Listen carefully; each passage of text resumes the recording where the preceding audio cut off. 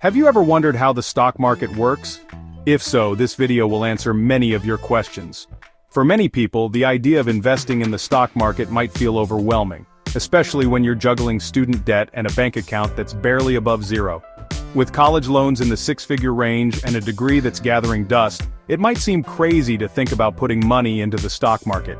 But believe it or not, even small investments, just a couple of dollars, can grow over time. Turning 2 cents into 3 might not sound like much, but hey, it's still progress, and progress is all that matters. The stock market often feels like this mysterious machine that makes the rich richer and swallows beginners whole. But once you understand how it works, you'll see that making money in the stock market isn't as impossible as it seems. Let's start with the basics. What is a stock exactly? A stock or share is essentially a slice of ownership in a company. If a business like Amazon has 1 million shares and you own one, then you technically own 1/1,000,000th of Amazon. Now that might be a small piece, but you're still a partial owner of the company. As the value of the company grows, your share price rises too. It's a direct connection. There are 2 main types of stocks, common and preferred. Common shares come with voting rights. Preferred shares don't, but they do offer benefits like priority when dividends are paid. A dividend is basically when a company splits a portion of its profits with its shareholders. Preferred shareholders also take priority in cases like liquidation or major financial decisions. Things can get more complex from here, but for a beginning investor, this foundation is more than enough. So why do companies even sell stocks in the first place? The answer is simple: money. Selling stock gives companies access to a huge pool of cash without having to create or sell more products. The modern stock market values companies not just for what they earn now, but what they could earn in the future. That's why even relatively new startups can attract millions, sometimes billions, in investment, if people believe in their potential. But companies need a platform to sell their shares. That's where the stock market comes in.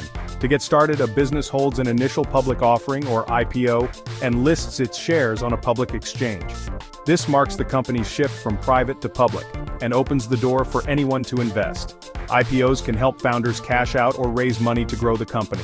Once listed, the company's shares can be bought and sold by the public. Share prices move up or down based on public perception, but also on real business performance. Metrics like the PE ratio or price-to-earnings ratio help investors gauge how a company is doing. This is usually where new investors get intimidated, but hang tight, it's simpler than it looks. Next up, how share prices actually change. The stock market is made up of millions of people with opinions about what a company is worth. All of these individual decisions, buying, selling, holding, affect whether a stock goes up or down. If more people buy a stock, the demand pushes the price higher. If more people sell, the value drops. Here's an example. Imagine you post a bike on Craigslist for $100 and instantly get 50 offers. You'd probably think it's underpriced and raise the cost until fewer people are interested. That's exactly how the stock market works, only it happens automatically with millions of trades per second. That speed is powered by computers and trading algorithms, not traders yelling on the floor anymore. But the same principle applies. Supply and demand determine price. Every stock trade needs both a buyer and a seller. More buyers equal a higher price. More sellers equal a lower price. You might hear traders talk about the bid-ask spread. The bid is what a buyer is willing to pay. The ask is what a seller wants for the stock. The difference between them, the spread, is where negotiations happen in real time. At its core, supply and demand still rule the market. So now you're probably thinking, why should I bother with all this? Why invest when I can just stash my money in a savings account? Well, here's the kicker. Even a high-interest savings account might only get you 2 to 3% per year.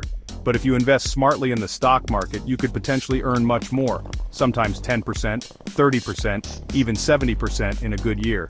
To put it in perspective, if you invested $1,000 in Amazon stock back in 1997, you'd be sitting on over $1.5 million today. Sure, that's a long game, but the rewards are undeniable. The key is getting started with a trading account.